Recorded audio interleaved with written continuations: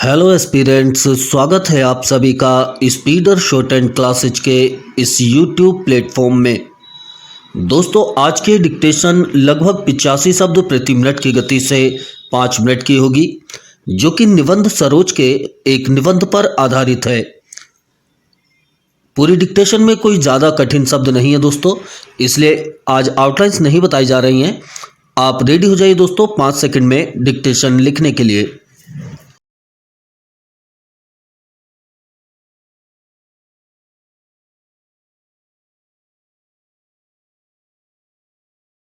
Ready, start. संसार में छोटे बड़े अनेक प्राणी रहते हैं।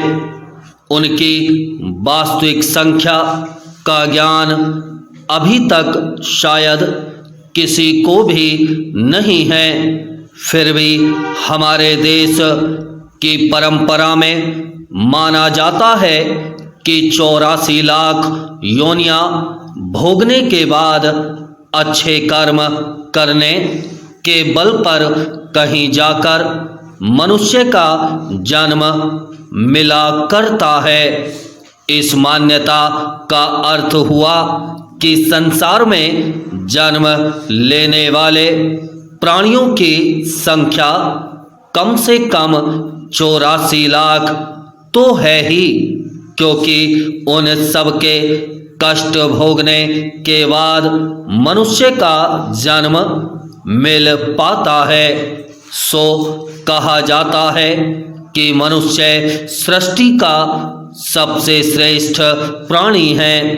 श्रेष्ठ प्राणी होकर भी यदि किसी कारणवश मनुष्य उदास या निराश हो जाता है तो इसे उचित और अच्छी बात नहीं कहा जा सकता। विषय से संबंधित शीर्षक पंक्ति का सामान्य अर्थ यही किया जा सकता है। ब्राह्म चेंज। नर शब्द एक जातिवाचक संज्ञा है। इसका मुख्य अर्थ तो मनुष्य ही लिया जाता है, पर इस संज्ञा का एक भाववाचक अर्थ भी किया और लिया जाता है। एक आम प्रयोग में आने वाले वाक्य से इस भाववाचक अर्थ को ठीक से कहा और समझा जा सकता है।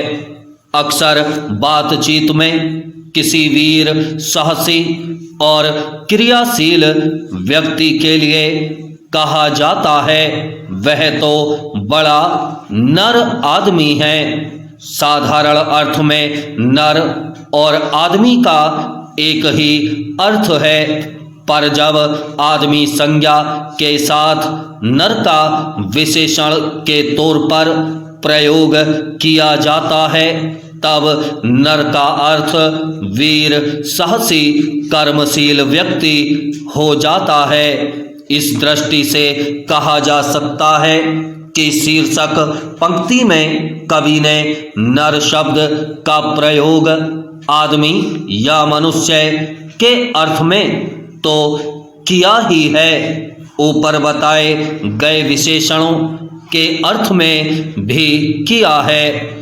ऐसा मानकर ही हम कवि के कथन की गहराई तक पहुँच सकते हैं। कवि मनुष्यों से कहना चाहता है, भाई आप मनुष्य हो, इस कारण वीर, साहसी, बुद्धिमान और कर्मशील भी हो।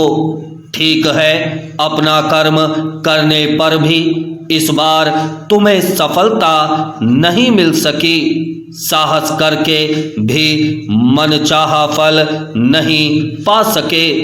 वीरता और बुद्धिमानी से काम लेकर भी जो चाहते थे वह नहीं कर पाए। फिर भी इसमें निराश होने की क्या बात है? अरे भाई, यदि इस बार मन चाहा नहीं हो सका तो क्या हो गया? निराश और उदास होकर बैठ जाने से काम थोड़े चलने या बनने वाला है। नहीं, निराशा और उदासी त्याग कर ही कुछ कर पाना संभव हुआ करता है। तुम नर अर्थात मनुष्य हो, फिर भी क्यों भूल जाते हो कि मनुष्य सृष्टि का सबसे श्रेष्ठ प्राणी है। आखिर इस श्रेष्ठता का कारण क्या है? यही न कि मनुष्य के पास सोचने विचारने के लिए बुद्धि होती है। Ram stop.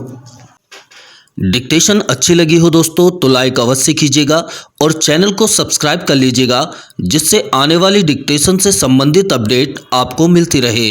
Thanks and keep watching.